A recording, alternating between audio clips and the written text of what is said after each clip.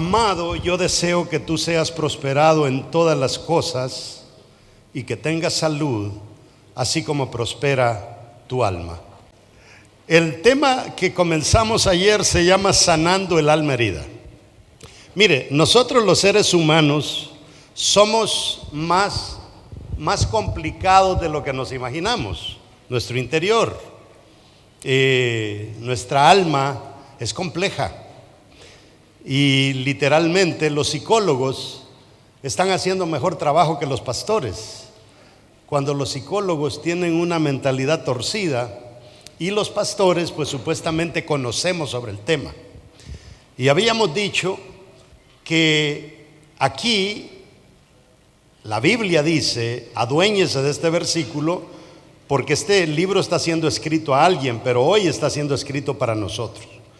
Y dice, amado, yo deseo que tú seas prosperado en todas las cosas. ¿En cuántas cosas nos quiere prosperar Dios? En todas las cosas. Y alguien que invité a predicar este año, hace como unos 3 meses, es un profeta. Y el tipo no predica mucho, él profetiza. Pero antes de profetizar, soltó unas cuantas palabras que las escuchamos, que fueron palabras muy interesantes. Y él dijo, el área que tú no conquistes y se la entregues a Dios, es un área que Dios no puede bendecir. ¿Entiende eso? Si tú le estás pidiendo a Dios que te bendiga en lo financiero, pero no se lo entregas a Dios, Dios no lo puede bendecir. Entonces, todas esas áreas que nosotros no le entregamos a Dios, Él no las puede bendecir. Quisiera, pero no lo hace, porque nosotros no le damos esa libertad. Entonces habíamos hablado de que el versículo aquí tiene una condición. Dice, amado, yo deseo que tú seas prosperado en todas las cosas y que tengas salud. Mire cómo prosperar en todas las cosas, así como prospera vuestra alma. El alma y la salud están conectados. Porque hoy en día los doctores reciben, se calcula entre 7 y 9 de cada 10 que llegan al hospital y no están enfermos. Son enfermedades que la mente les fabrica. Hace unos días atrás tuvimos una situación bien complicada en la familia. Es una de esas situaciones que a mí me sacudió. A mi esposa le llegó un sobrino y ese sobrino cruzó la frontera muy inteligentemente, traía 2 celulares, se quedó perdido en la frontera, le mandó las coordenadas al coyote, el coyote lo fue a rescatar, o sea, bien pilas el muchacho. Resulta que cuando llega allá a Boston, él comenzó con unos ciertos problemas de que no podía dormir, no comía y comenzó a decir cosas que no tenían mucha coherencia. Y bueno, yo me metí a ver cómo lo ayudaba y el muchacho tenía semanas sin dormir y como pude lo pudimos llevar a que durmiera un día 11 horas. El segundo día yo ya no lo podía tener en la casa porque me absorbía todo el tiempo, se lo mandé a su hermana, a la hermana del muchacho, y cuando llega el muchacho a la casa, la hermana dice, yo no puedo, porque mi hermano ya dio indicios de que él quiere lastimar a mis niños, y se quiere lastimar a sí mismo. Y entonces, se lo llevó un primo, pasó esa noche, y vino la segunda noche.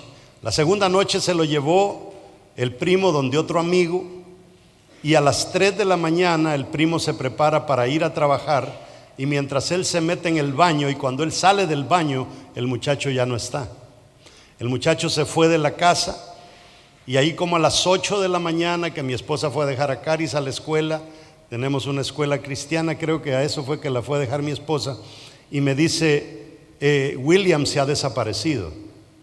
Y entonces yo me puse a investigar y uno que trabaja mucho en psicología, tengo 2 maestrías en psicología, ya uno sabe cómo esta gente piensa.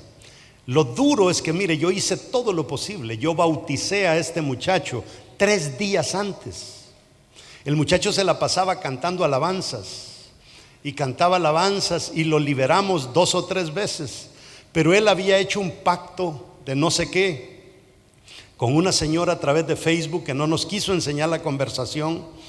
Y esa mañana yo dije, este muchacho se mató. Y me levanté, ya mi esposa había ido a dejar a Caris a las 8, y entonces me llegó un rumor que en la ruta 93 alguien se había tirado de un puente. Y yo dije, este fue. Me le acerqué a un amigo que tengo que es mecánico cerca de la 93 y me dijo, no te preocupes porque se calcula que el que mataron tenía más de 50 años porque lo dejaron irreconocible. El muchacho se va al puente, se tira e inmediatamente le pasaron 6 carros encima. Lo hicieron pedazos. Alguien circuló el video y podía ver en el video usted una mano de él. Y lo dejaron, quizás si usted ve el tamaño de esta iglesia, como 6 veces más abajo de donde él se tiró quedaron los pedazos. Dejó una esposa, dejó una niña, dejó una madre y una familia adolorida. Y uno se pregunta, ¿qué fue lo que pasó? ¿Qué fue lo que pasó? Y este asunto del alma herida es algo muy serio. A él en la escuela le pusieron de apodo zombie.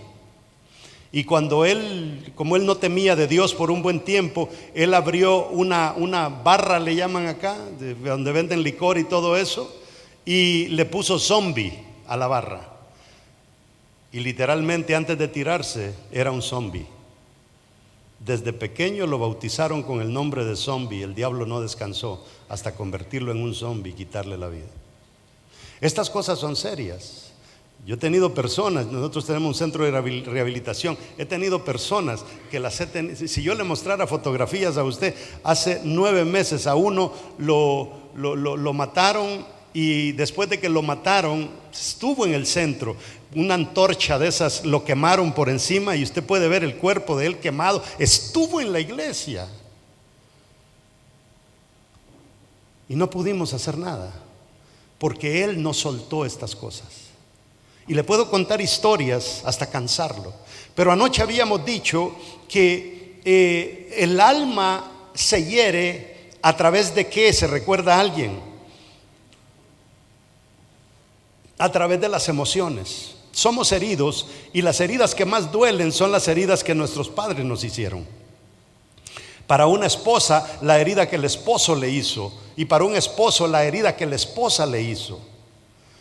Porque en problemas de familia, en separaciones, divorcios y eso, sucedieron muchas cosas. Y como alguien dice por ahí, se necesitan 2 para bailar. Puede ser que la muchacha parezca como que era una santa, pero la verdad es que se encargó tal vez hasta de marcar a los hijos, marcar al esposo, marcar a la esposa. Y son heridas tremendas que no sanan fácilmente. Y uno como líder a veces le toca disimular.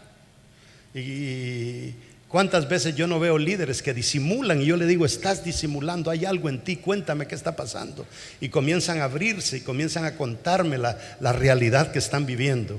Y dijimos que la primera cosa que hablamos anoche fue la medida de la prosperidad. Dijimos que la prosperidad se puede medir, al igual que el fracaso también se puede medir. ¿Sabe usted que la prosperidad es predecible? El fracaso es predecible. La verdad es que la prosperidad la podemos causar, igual que la pobreza la podemos causar con nuestras actitudes. Entonces dijimos que la prosperidad tiene una medida. Segunda cosa que hablamos es ¿qué entendemos por heridas del alma? Dijimos que eran patrones negativos de conducta. La tercera cosa que hablamos es cómo se adquieren estas heridas. Y hablamos del caso de David, ¿se recuerda lo que les contaba anoche? Y aquí me detuve en el caso de David, pero cómo se adquieren, hay otras maneras de adquirirla. No solamente que mi mamá pecó, mi papá pecó, o que yo pequé. Hay diferentes maneras. ¿Cómo este muchacho falló? Se bautizó, le pidió perdón a Dios, cantaba alabanzas todos los días y aún así se terminó suicidando. Cuando llegamos a la número 4, vamos a hablar de principales fuentes de rechazo. Y esto es tan importante porque hay muchas fuentes de rechazo. Lo que más nos hiere el alma a nosotros es ser rechazados. Y lo peor es ser rechazado por un padre. Yo me recuerdo una vez estaba trabajando con esta muchacha y me dice: pastor, yo nunca tuve un papá. Y en una ocasión me dice: hice unos mis ahorros. Y yo sabía quién era mi papá, era un señor hacendado, y lo fui a visitar. Y llegué donde mi papá y le dije: papá, acéptame decirte papá, y yo te puedo dar este dinerito que he ahorrado. Y el papá le dijo: aléjate sinvergüenza, que yo no te conozco y no sé quién eres. Y era su padre biológico. Y así hay cantidad de personas que han sido heridas por los seres que supuestamente los debieron haber protegido. Y aquí estamos nosotros haciendo iglesias celulares y pensamos que porque tiene buen porte y porque sonríe, ya literalmente es un candidato a un gran líder, y lo puede ser. Pero amados hermanos, si Messi se golpea, no lo van a meter a jugar el partido hasta que sane. Los únicos que metemos a los Messi golpeados a jugar el partido en la iglesia somos las iglesias. Y a veces hemos metido a las células a jugadores golpeados, que un golpeado lo único que sabe hacer es golpear a otros. Por ley general, un herido tiende a herir a otros. Y por eso, por algo son pesados, porque se les notan los patrones de conducta, ¿verdad? Por algo chocan fácilmente y hieren a las ovejas que están pastoreando. Entonces, entre las principales fuentes de rechazo, esto es un factor muy importante, porque fíjese que el rechazo comienza tan pronto como la concepción. Y la gente que es pro aborto, este versículo no le gusta escucharlo, pero en Lucas 1:44, no sé si ya es multimedia, está listo ahí, Lucas 1:44, dice: porque tan pronto como llegó la voz de tu salutación a mis oídos, la criatura saltó de alegría en mí. Mire lo que está pasando aquí. Elizabeth está en su casa, María llega a visitarla, y cuando María se aproxima a la casa le dice: hola Elizabeth, ¿cómo estás? Y cuando María dice hola Elizabeth, cuando el sonido de la voz de María entró en los oídos de Elizabeth, automáticamente el feto dentro de su vientre dice que saltó ¿de qué? De alegría. O sea que un feto se alegra. Lo dice la Biblia, no lo digo yo. ¿Está entendiendo? Entonces, ¿qué tal si María hubiera venido y le hubiera dicho: hey Elizabeth, aquí traigo el doctor que te va a provocar un aborto? ¿De qué hubiera saltado el niño? Mire, yo tengo tantos años trabajando en esto, tengo 20 años trabajando. Cada año nosotros hacemos entre 5 y 6 eventos para ayudar a sanar el alma de la gente. Y en una de estas me tocó a una familia brasilera. Creo que hay unos hermanos de Brasil por acá. Allá están atrás. Me tocó una hermana de Brasil con su hija. Nosotros hacemos en el evento sentamos a la gente así como una U para yo poder entrar y hablar con ellos. Me recuerdo que la hija estaba acá y la mamá estaba acá. Y la hija se la pasó todas las charlas moviendo la canilla, y movía una y movía la otra, tan incómoda. Y conforme fui avanzando en las charlas me di cuenta que ella y la mamá no se hablaban, eran enemigas. Y vamos a un evento, imagínense, de sanar el alma herida, y la mamá está allá, la hija está acá, no se ven a la cara, y de repente cuando estamos dando esta charla, levanta la mano la mamá y dice: yo quiero pedirle perdón a mi hija. Y entonces la hija agacha la cabeza y dice: yo quiero confesarte, hija, que esto tú no lo sabes. Póngase a pensar, la hija no sabía absolutamente nada de esto y odiaba a su madre, pero la odiaba todos los días sin saber por qué. y le dice: hija, quiero confesarte que cuando estaba embarazada de ti, yo me dejé venir de las gradas de un tercer piso, pegando con la panza en las gradas hasta que llegué a la última grada para matarte y no te pude matar. Hija, yo intenté provocar mi aborto y no funcionó. Tomé algo para abortarte y no pude. Hija, yo en la noche me pegaba en el estómago para hacerte daño y no te pude matar. Y en todo esto la hija llorando al otro lado y la señora llorando, confesándole a la hija. Pero ¿cuánto hirió esta madre a su hija? En el vientre. Y eso vino a repercutir en la vida real. Mire, fue una sanidad tan tremenda entre mamá e hija, que fue la primera vez en toda la vida que pudieron ser amigas de ahí en adelante. Y muchos de nosotros venimos arrastrando esas cosas. Yo tuve un pastor que me llegó de Los Ángeles, y una vez me invitaron a El Salvador a hacer un evento de sanidad interior. Y bueno, como se cansa uno de dar tantas charlas, le dije: dame una charla. Y cuando le toca dar una charla similar a esta, él comienza a dar la charla y le entró una diarrea terrible. Y sale y me dice: pastor, tengo que ir al baño. Y sale corriendo para el baño. Y al rato regresa ahí todo: ahora sí puedo seguir. Ay, sigue pues. Él que comienza a hablar: pastor, tengo que ir al baño. Y sale corriendo otra vez para el baño. Le entró una diarrea, hermanos, que fue 5 veces al baño. Y cuando terminé de dar la charla, yo lo senté y le dije: allá hay un problema en ti, cuéntame. Y me dijo: pastor, habíamos ido hasta El Salvador los dos. Y me dice: pastor, hay un problema. Yo tengo 11 años de no hablarle a mi madre. Y ahora que estoy aquí, tengo 2 opciones: o me voy sin hablar con mi madre, o voy y le pido perdón a mi madre aunque no la haya ofendido. Y sabe, después de terminar ahí, él le fue a pedir perdón a su madre, y hasta en el ministerio se vio la diferencia de este pastor. Y nadie lo sabía, porque él alegre, con esposa, con hijos.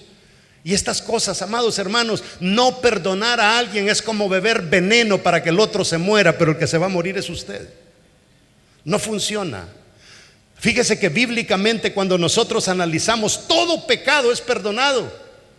Pero cuando usted lo analiza bien a fondo y hace una teología bien hecha, Dios no perdona al que no perdona.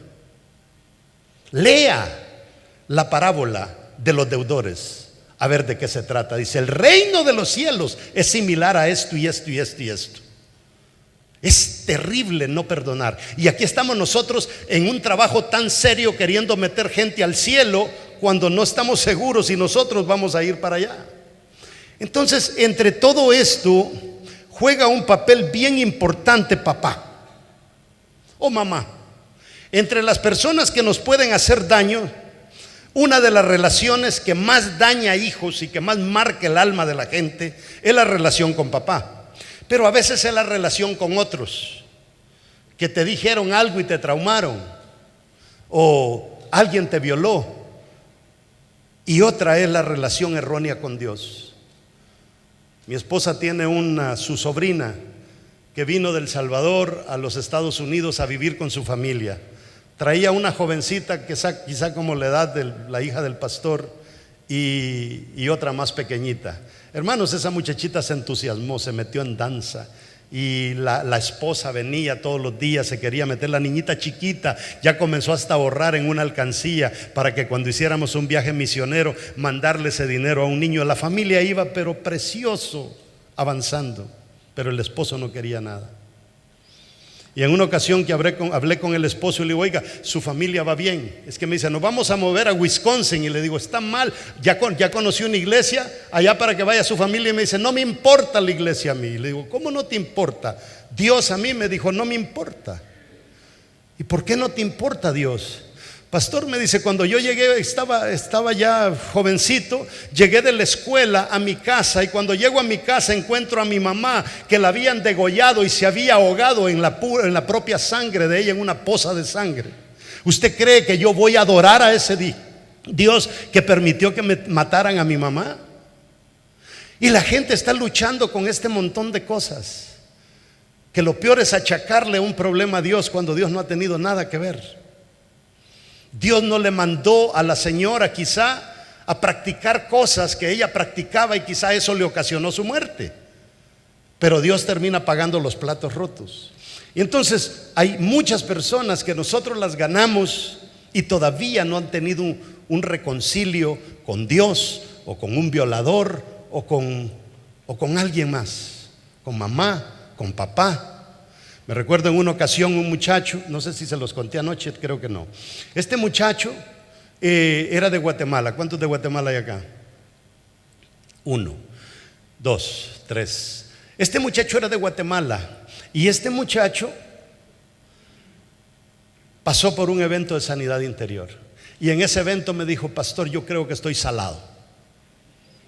Estar salado para un centroamericano o latinoamericano es que te está yendo mal porque no sé, algo pasó, ¿verdad? En el mundo espiritual o quién sabe qué. Y le digo: ¿por qué crees que estás salado? Y me dijo: yo creo que estoy salado. Y este muchacho ya era un líder de célula. Yo creo que estoy salado, me dijo, porque yo nunca he podido ahorrar más de $1,000. Yo llego a 1,000 y bajo a 500.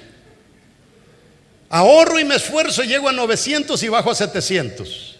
Y entonces comencé a indagar yo en esto del pasado. Y le digo a ella, porque sí le notaba que era un poquito amaneradito. Y le digo yo: ¿hay algo que pasó en tu pasado? Y me dijo: pastor, para decirle la verdad, sí. Y le digo: ¿qué pasó en tu pasado? Me dice: es que, pastor, a la edad de 9 años me comenzaron a violar. Y me violó a los 9, a los 10, a los 11, a los 12, a los 13 años. Yo reaccioné y ya no me dejé violar. Hice todo lo posible por venirme a Estados Unidos y me vine. Y cuando ya llegué a Estados Unidos me dice: pues yo conseguí un sicario para que lo matara. Hice un negocio con el sicario y el sicario acordamos que con 11,000 quetzales me lo iba a matar. Y comencé a ahorrar y le digo: ¿y todavía estás con planes de matarlo? Todavía estoy con planes de matar. Y era líder de célula. ¿Por qué no ahorraba más de 1,000? Porque $1,300 hacían 11,000 quetzales. Y él hubiera mandado a matar al otro. De ese lugar él salió perdonando, arrepentido con Dios. 2 años después lo vi y ya era dueño de su propia casa.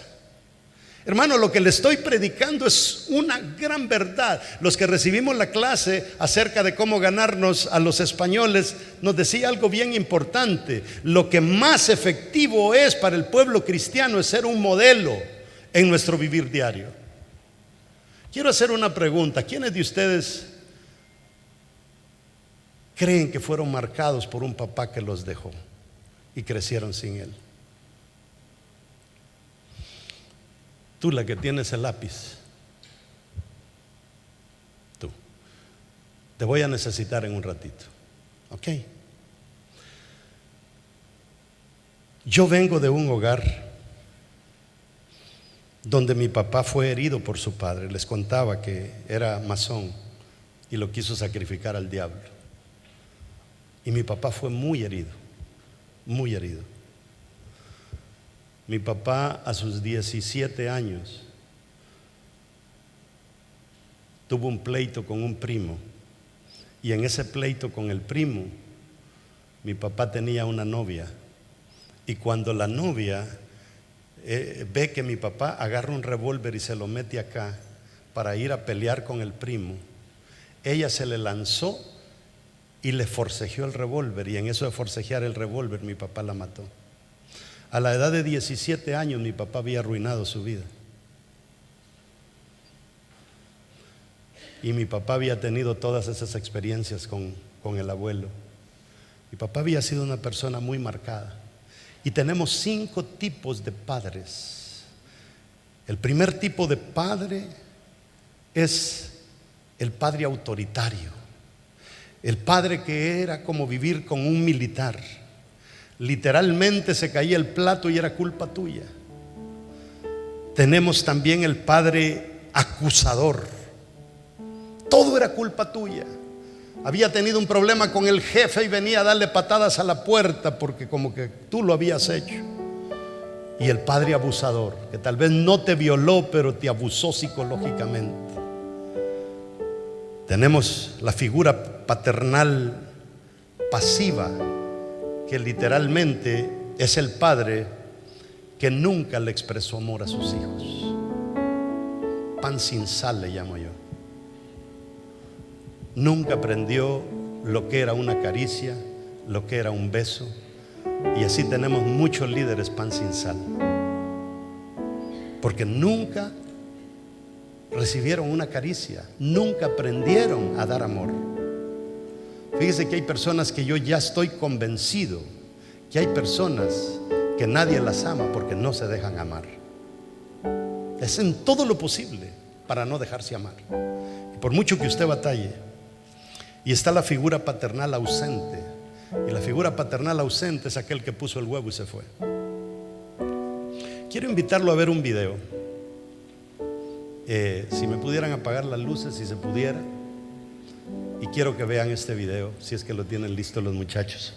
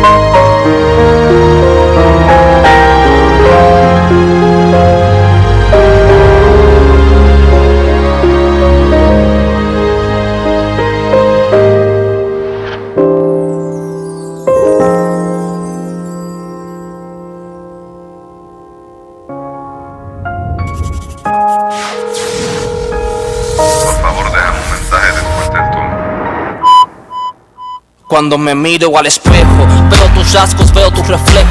Mamá se sorprende de lo mucho que me asemejo a ti, querido ser, que siempre te mantienes lejos y que solo envías cartas cuando otro año festejo. Sé que trabajas mucho y por eso no me quejo, aunque en ocasiones me hacen falta los consejos, pues he tenido dudas en temas que son complejos y como voy creciendo no sé cómo los manejo. No sé qué decidir, pero mamá se ha esforzado en enseñarme el bien para no andar equivocado. Honestamente no sé cuánto tiempo haya pasado desde que no te veo. ¿Por qué no me has visitado? Hace días me dijiste que vendrías a buscarme. Estaba muy contento, qué forma de ilusionarme. Tenía planeado correr hasta ti para abrazarte, pero me quedé dormido porque tú nunca llegaste. ¿Dónde estabas? ¿Será que fue la misma situación cuando me quedé esperando en mi primera graduación? Cuando estuve enfermo esperándote y pasaban horas, pero no, nunca llegaste. Mi madre se quedó sola y aturdida, pero ella nunca se da por vencida. Prefiere no comer para que yo tenga comida. Y no sé si escuché bien la otra vez que tú llamaste cuando mamá te decía ¿por qué nos abandonaste? Si te llamo,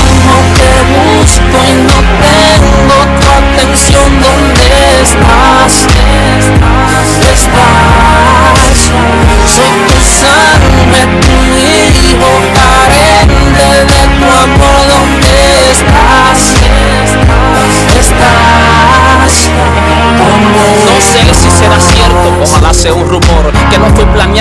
resultado de un error, pero siempre piensa que llevo tu sangre y tu color, que quizás fue un accidente, pero necesito amor. Sí, sé que te esfuerzas y tratas de suplirme todo lo que necesito para comer y vestirme, pero no sé si entiendes cuál es mi necesidad, que no es la mensualidad, sino tu paternidad, tu cariño, tu afecto, tu regaño lo incorrecto. Yo sé que no eres perfecto y que tienes tus defectos, pero te fuiste cuando yo llegué y me disculpas, pero no pedí llegar. ¿Acaso tuve la culpa? Yo quería verte a ti jugar conmigo en el canasto. Se supone que eras tú y que no fueras un padrastro. Termino esta llamada y antes de mi despedida te doy gracias por ser vida de mi vida. Te llamo, te busco y no tengo tu atención. ¿Dónde estás? Soy tu sangre, tu hijo, carente de tu amor. ¿Dónde estás? Si te llamo, te busco y no tengo tu atención. ¿Dónde estás? Soy tu sangre, tu hijo, carente de tu amor. ¿Dónde estás? ¿Dónde estás? De la A a la Z. Tener un hijo es una gran bendición que muchos quisieran tener, pero no todos pueden. Tú que fuiste parte de esa gran bendición, aprovecha el tiempo e instrúyelo en el camino correcto, tomando como ejemplo al mejor padre del mundo, Dios. ¿Cuántos de nosotros sufrimos heridas de nuestros padres o de nuestras madres o de un cónyuge? ¿Y sabe lo más terrible? Que una cosa es que nosotros hayamos sido heridos. El problema es que ya estamos hiriendo a nuestros hijos y estamos repitiendo el ciclo. Yo quiero invitarte. ¿Cómo te llamas? La de lápiz. Pasa. Y necesito ahí unas cositas que te había pedido, si me haces el favor. Gracias.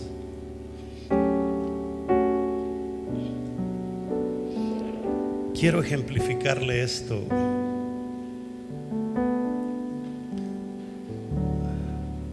Sube. ¿De dónde vienes? Eres de Venezuela. ¿Acabas de llegar? Hace año y medio llegas. Siéntate. ¿Eres líder en alguna iglesia? Todavía no. Ok. ¿Tuviste dificultad con tu padre? Sí. ¿Se fue? ¿Te abandonó? Sí, él abandonó a mi mamá cuando estaba embarazada de mí. ¿Te recuerdas de algo que te hizo que no se te olvida? Sí, él dijo que mi hermano, porque somos dos hijos del matrimonio, él se casó con mi mamá. Y él, una vez, yo lo escuché decirle a mi mamá que nosotros no serviríamos para nada. Si tú fueras ese vaso y lo que tu papá dijo, la parte de abajo del vaso es la parte donde más dolió y los lados del vaso es donde dolió menos. ¿Dónde tú sientes que te hirieron esas palabras? Esa no fue la única vez, te hirió muchas veces y te recuerdas de ella. Hazle daño al vaso como que si ese vaso pues eres tú. Si me regalan un vaso igual pero sin orificios, se los agradecería. Hazlo como que te quieres desahogar de lo que pasó. Sientes que ibas a la escuela y tus compañeritos tenían a papá y tu papá estaba ahí. Nunca. Cuando te acostabas a las 7 de la noche, 8 de la noche, ¿te acostaste alguna vez esperando que papá te diera una caricia? Sí. Y nunca llegó. ¿Recibiste? Estaba allí y teníamos una foto. Y yo recuerdo que mi hermano y yo nos acostábamos y lo acostábamos en medio de los dos y arropábamos la fotografía como si estuviera durmiendo con nosotros.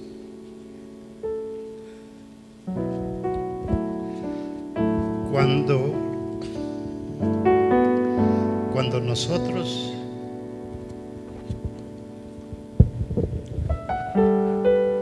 somos niños, cualquier cosa nos llena y estamos alegres. Nos regalan un carrito por lo más barato que sea y somos felices. Pero en algún momento comenzamos a perder esa felicidad. ¿Sabe usted lo que es arropar a papá? Porque no lo tenemos físicamente. ¿Y qué es lo que pasa? Que cuando uno crece y uno es herido, esto es lo que pasa. Dios intenta llenarnos.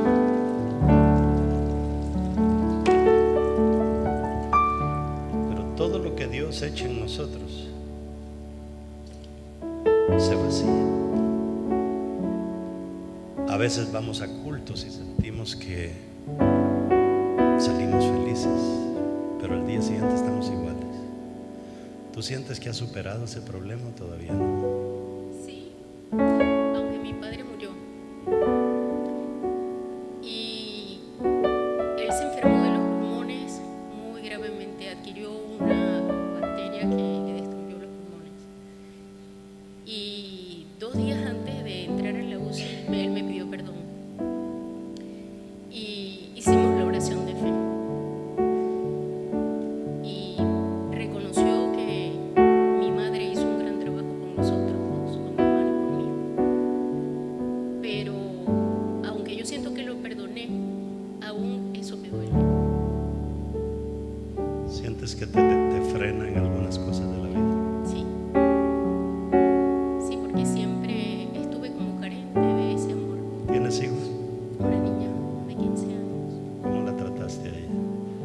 Con ella no la traté igual, pero fui eso, he sido muy autoritaria, muy fuerte. Y ella está con su papá, ella vive con su papá en Venezuela. ¿Sientes que se repitió el ciclo? De alguna forma, sí. Agárrame el vaso. Mientras nosotros no nos metamos en una relación con Dios seria, esto es lo que siempre pasa. Vas a hacer dinero, te vas a casar, vas a tener hijos y lo vas a tener todo. ¿Qué dice el versículo? Hijitos, mi deseo es que sean prosperados en todas las cosas. Pero si no prospera tu alma, no hay nada que yo pueda hacer. ¿Qué quiere decir hacer prosperar el alma? Hacer prosperar el alma quiere decir perdonar y llegar a un nivel de que estas cosas ya no nos hagan daño. Porque de lo contrario, vivimos una vida seca. Y por mucho que lo intentemos, nada lo va a llenar. Y por eso la palabra dice: hijitos, mi deseo es que sean prosperados y que tengan salud. ¿Y qué dice el resto? Así como prospera vuestra alma. ¿Qué es hacer prosperar el alma? Hacer prosperar el alma es tapar todos esos hoyos. ¿Y cómo se tapan esos hoyos? Con el perdón. Yo fui herido por mi padre, pero nos pedimos perdón. Una vez mi papá me obligó a tomarme una cerveza y yo le dije: usted me ha enseñado que no se toma. Y me dijo: tómesela o le mete un par de... Se sacó su faja, cinto, cincho, como le llame usted, y me dijo: le voy a meter unos cuantos si no se la bebe. Entonces le dije: bueno, le dije, si es a la fuerza. Y le pegué un trago, nunca la había probado y peor que ni estaba fría. Ah, me dijo: ya bebe, me dijo. Y me metió como otros 5 por haber bebido.